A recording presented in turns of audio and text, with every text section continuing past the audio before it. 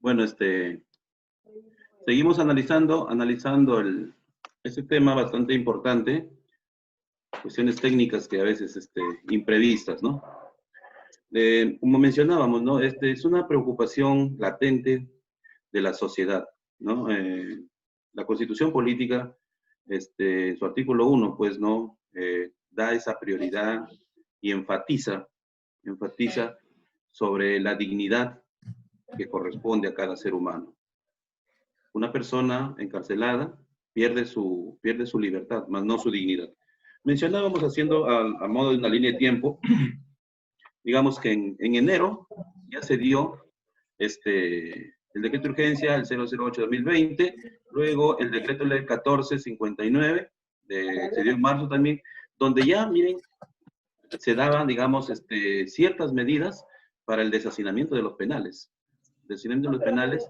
¿Por qué? Porque existe una sobrepoblación en nuestro país. O sea, no es algo novedoso, ¿no? Es algo que, miren, incluso para tener un dato, que los penales hasta el año 2019 se ha contabilizado, ¿no? En menos de 15 años, 3 veces se ha declarado en emergencia, ¿no? Nuestro sistema penitenciario. 3 veces se ha declarado en emergencia. Tenemos, por ejemplo, la primera declaratoria de emergencia se dio en febrero del año 2005, mediante el decreto de urgencia 0004-2005. El segundo declaratoria de emergencia se dio en febrero del 2012, mediante el decreto de urgencia el 007-2012. Y la tercera declaratoria de emergencia se ha dado en enero del 2017, mediante el decreto ley 1325.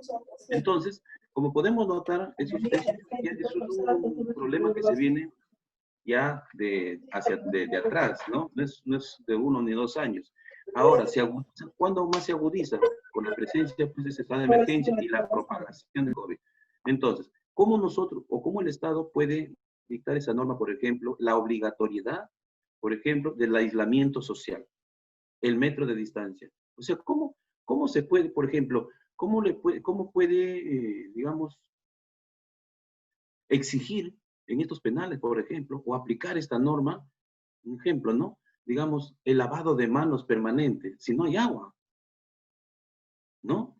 El aislamiento social, ¿cómo se puede exigir el aislamiento social en un centro penal que prácticamente, pues, miren, el 34% aproximadamente existe, digamos, una situación de personas procesadas, ni siquiera están sentenciadas, no sabemos si serán inocentes, si estas personas, digamos, al último se les declara inocente, ¿quién les devuelve esos años perdidos? ¿No? Entonces también tendremos, pues, por ejemplo, según el Ministerio de Economía y Finanzas, el presupuesto para el INPE en el año 2019 es de aproximadamente 820 millones de soles, ¿no? Entonces, al darse, por ejemplo, en este año, en marzo del 2020, presente año, digamos, un monto de 10 millones para, digamos, implementar medidas de salubridad en estos penales, apenas el 1.2%. ¿Qué se hace? ¿Con qué se hace con ese presupuesto? No se hace nada, ¿no? Entonces, después ya viene el estado de alerta cuando se detectan, pues, los casos de contagio de COVID-19 en lo que es en estos centros penitenciarios, y ha sido pues, una bomba de tiempo. Han habido, pues, motines, ¿no? Como todos podemos haber visto en las noticias, los motines que se han dado, contaminados. Y tiene razón la población también en reclamar, la familia, ¿no?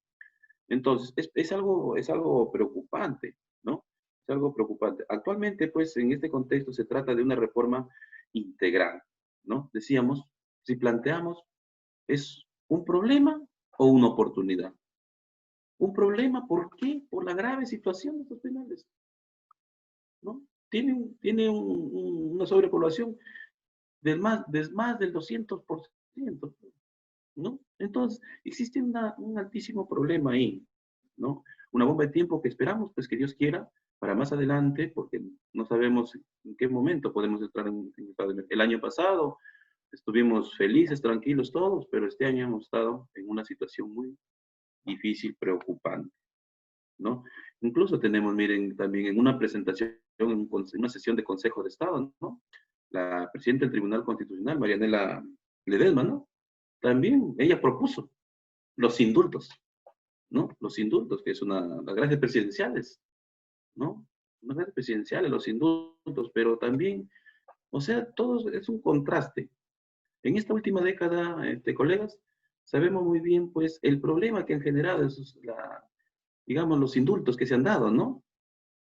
En el indulto que se le dio, por ejemplo, al presidente Fujimori, ¿no? Un indulto lleno de amañado, ¿no?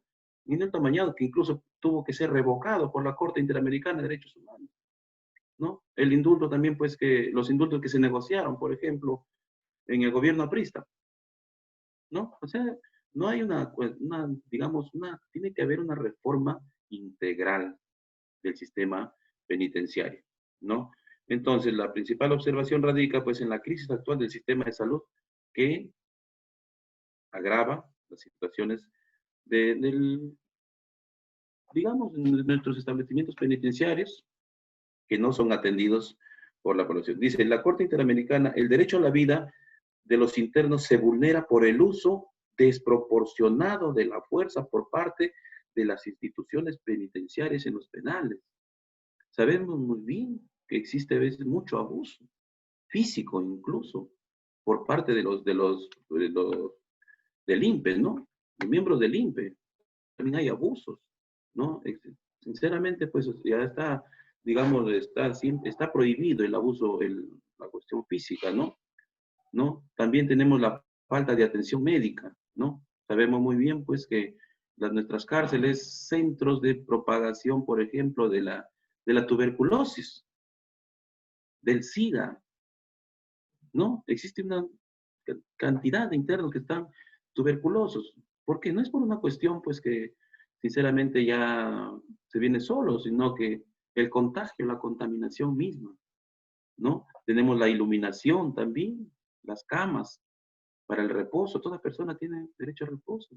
Sabemos muy bien, pues, que el ser humano, como reitero, el ser humano puede perder su libertad, mas no su dignidad, más no su dignidad. ¿No? Y eso es preocupación de la sociedad y el Estado. También tenemos el alejamiento de las familias, por ejemplo, ¿no? Muchas veces los presos, por ejemplo, que están en Pixi por una pequeña situación, cuestiones internas, ¿no? Los llevan, por ejemplo, a Chayapalca, ¿no? Entonces lo alejan de la familia. Fíjese que hay que entenderlo, colegas, que nosotros prácticamente nos falta poquito para ser abogados, pero también tenemos que ser empáticos. ¿Mm? Ser empáticos, o sea, ponerse en el lugar de esas personas, porque desgraciadamente, pues nadie estamos libres. Nadie estamos libres de por una calumnia o por cualquier cosa, incluso por una imputación falsa.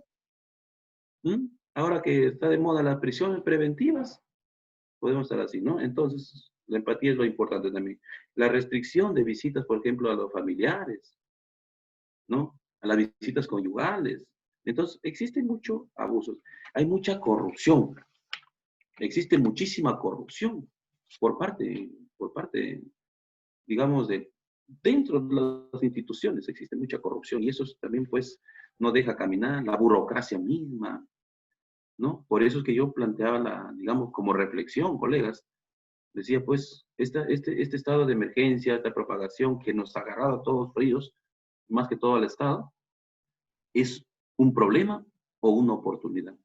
Yo creo que es una oportunidad para que nuestras instituciones, nuestros gobernantes, pues, como quien dice, pongan las barbas en remojo y, digamos, actúen y hagan una reforma integral de estos estados, digamos, de estos centros penitenciarios, ¿no? Mediante el decreto ley, el 1459, optimiza la conversión automática de la pena para personas condenadas por omisión a la existencia de familias a fin de reducir el hacinamiento y prevenir el contagio de COVID, ¿no? Claro que se modificó un decreto ley anterior, el decreto del 1300, ¿no? De ese decreto se ha modificado el artículo 4 y se ha incorporado, perdón, claro, y se ha incorporado el artículo 3 de lo que es el decreto del 1459, ¿no? Es esa a manera de reflexión, colegas, un conversatorio, creo, para analizar nuestro contexto actual, ¿no? No solamente los centros penitenciarios, sino también todas las instituciones. Miren, el centro, el Ministerio de Salud también, pues, ha estado totalmente descuidado, ¿no? Ahora recién las autoridades parece que van a ponerse a trabajar. Eso es lo que yo había preparado y analizado según la información que puedo yo tener, colegas. Dejo a manera de abierta el diálogo en algún punto. ¿Mm? Muy bien, compañero. Yo quisiera agregar también que el tribunal, les quería compartir el expediente 36-2017 del 30 de abril del 2020, que es del caso de Susana Villarán. En su fundamento jurídico 6.13 señala que los probables efectos de la pandemia no pueden ser considerados como causales de cesación de prisión preventiva. Solo nos resta restablecer qué naturaleza jurídica debe concebirse a la misma para ser debidamente utilizada en nuestro ordenamiento procesal penal.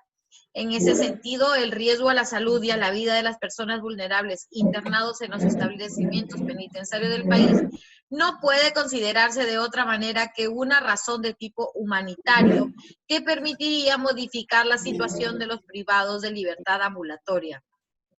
El instituto procesal en la que puede utilizarse razones de tipo humanitario para sustituir la prisión preventiva es la detención domiciliaria previsto en el artículo 290 del Código Procesal Penal, para lo cual no basta la existencia de tipo humanitario señaladas en las referidas normas adjetivas, sino que además está condicionada a que el peligro de fuga o de obstaculización a la justicia puede evitarse razonablemente. También tenemos otra resolución corrida de 105-2020 del 30 de abril, firmada por José Luis Lécaros Cornejo, que es el actual presidente del Poder Judicial, en la que destaca la idea de adoptar una directiva y decisión vinculante para que los jueces revisen de oficio todas las resoluciones de prisión preventiva vigentes hasta la fecha e interpreten el requisito de peligro procesal contenido en el artículo 268 de manera restrictiva, atendiendo a las limitaciones de desplazamiento que impone la inmovilización social obligatoria y toque de queda, dictados por el gobierno como consecuencia de las declaratorias de emergencia nacional. Esas son algunas resoluciones. Entonces podemos...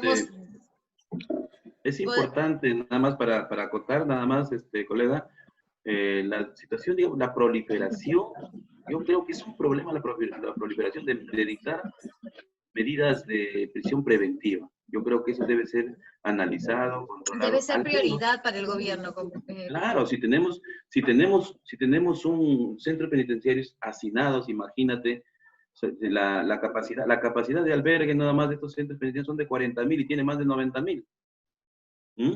Claro, por ejemplo, dense en cuenta en ese hacinamiento, todas las personas que están sin condena, ya has mencionado con anticipación. Por lo tanto, ¿qué pasaría si esa persona inocente, por decirlo de alguna manera, se contagia y fallece? O sea, murió por algo que él no tenía nada que ver, por decirlo así, en caso que se declare su inocencia. Él murió por estar en un lugar donde no debería estar. Por lo tanto, es muy importante que el Estado adopte medidas de seguridad, y en este caso de salubridad para todos, no necesariamente para la persona que no está sentenciada en este caso, sino para de manera integral, ya sean los reos, personal que labora de custodio. Entonces, es muy importante que el Estado actúe y no simplemente quede en meras palabras o simples documentos, ¿no? Claro, ese es un punto muy importante, colega. Es un punto muy importante, pero también, como les digo, ¿no? A pesar que el Estado, el gobierno se adelantó, pues, digamos, giraron una partida de 10 millones, ¿no? Para, entre comillas, pues, ¿no?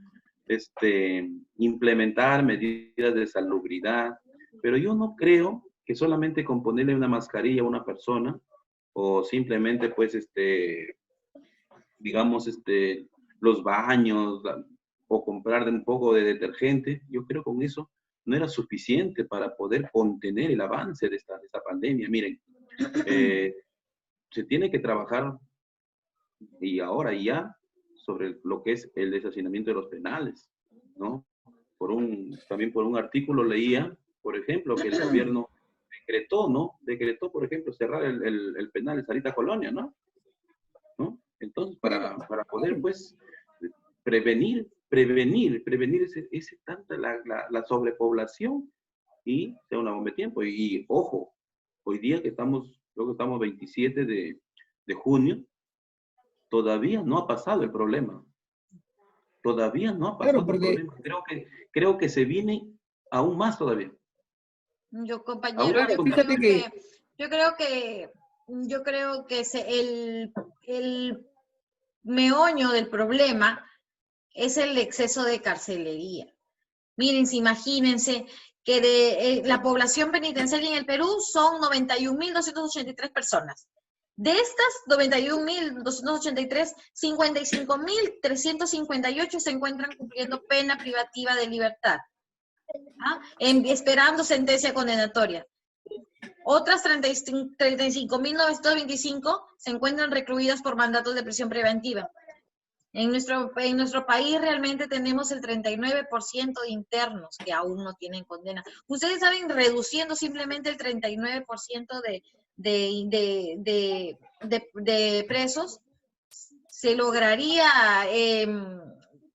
liberar un poco la carga que tiene el INPE. claro, eso es muy cierto, Priscila. Lo que también quería añadir es que si bien es cierto, como mencionó Wilfredo, que el penal Sarita Colonia lo cerraron para evitar la propagación del virus, por lógica común podríamos pensar que no son los internos que se contagian solos, por decirlo de alguna manera, porque ellos no salen a la calle para nada. Simplemente están encerrados, por decir así criollamente. ¿Y qué sucede? Que son, al momento de prohibir el ingreso, sea de su visita conyugal, visita familiar, cualquier tipo de contacto que ellos puedan tener con el exterior, en realidad los que ingresarían ahí con el virus sería el mismo personal que custodia, porque ellos terminan su día de trabajo, se retiran a su casa, X, a donde tengan que ir, y ellos están en contacto con el exterior, por decirlo así, porque ellos salen, entran, y ellos son los que ingresaron el virus, por decir así, al penal, más no el interno, porque el interno está ahí, él no ha salido para nada. Entonces, las medidas de seguridad y lo que es el control de salubridad debería ser por parte de ellos para evitar el contagio adentro. Y ahora, al momento que se contagia a una persona adentro, un prisionero, un recluso, por el mismo hacinamiento que existe, es donde se prolifera más rápido. Porque si estuviera uno o dos, digamos así, en una sola celda, uno se podría dar cuenta o podría determinar y salvar a ese paciente rápido. Pero el hacinamiento impide y empeora la situación. Eso es cierto. Sí, compañero, la verdad que si las cárceles tuvieran la atención debida por parte de los gobiernos, la gran mayoría de personas que ingresan a un penal tendrían la discrecionalidad de decidir si se introducen o no en el sistema, pudiendo dejar de lado también el estilo de vida que los determinó a cometer el delito, ¿no? Y a cambio de un abanico de oportunidades donde puedan comprender y reflexionar la conducta que los llevó a esto. Definitivamente sí, está en manos del gobierno, porque si bien es cierto, el presidente dice que él ya recibió al Perú de esta manera, pero yo creo en sus manos está poder hacer algo para combatir esto. Hay que entender pues que no es un sálvese quien pueda, ¿no? Sino es una medida política de salud que él debe impartir, no simplemente decir, ¿no? Sálvese quien pueda. No, pues hay que entender lo que el objeto o el objetivo principal del sistema penitenciario es la reeducación y la reinserción de los sujetos a la sociedad, ¿no? Pero no pasa eso. Las cárceles mejor se convierten pues en en escuelas, academias, en escuelas de delincuencia, ¿no? Delincuencia, sí es. Sí, pues, sí, pues, Bueno, eso es pues, cierto. colega. Y eso lo ocasiona la sobrepoblación. Tienen demasiado contacto entre ellos. En vez de Así es. estar separados o distanciados, digamos, cada uno en su espacio, al meter 10, 15 personas, prácticamente están haciendo un equipo y ahí pueden hasta tramar de No, todo, ¿no? Y definitivamente es muy difícil mantener ahí el aislamiento social obligatorio, es imposible. exacto, exacto, exacto. Así es, colegas. Una preocupación, uno de los problemas álgidos de nuestro país, pero que sinceramente, pues muchas veces no, la corrupción, la burocracia, no dejan que se solucionen esos problemas, ¿no?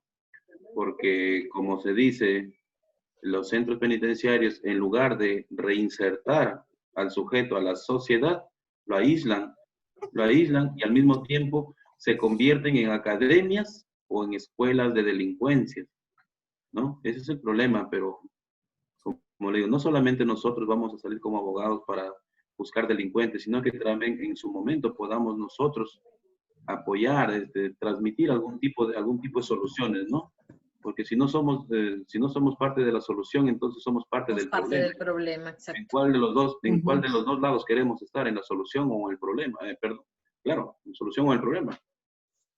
Así Claro, o es, sea, compañero. la cosa no es tratar de hacer más grande el problema, sino buscarle la solución lo más práctico Darles posible, ¿no? soluciones, ¿no? Desgraciadamente, pues, como hemos visto, somos testigos, ¿no? Somos testigos nosotros de lo que ha pasado, la corrupción, incluso en plena pandemia, ¿no?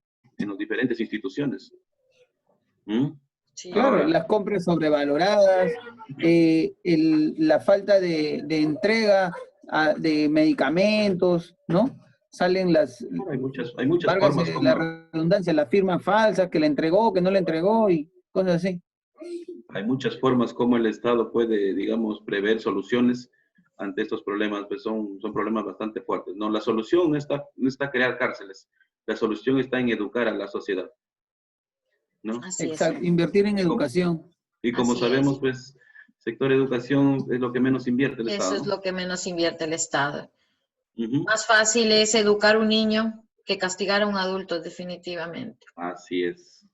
Bueno, pues, colegas, ha sido, creo, una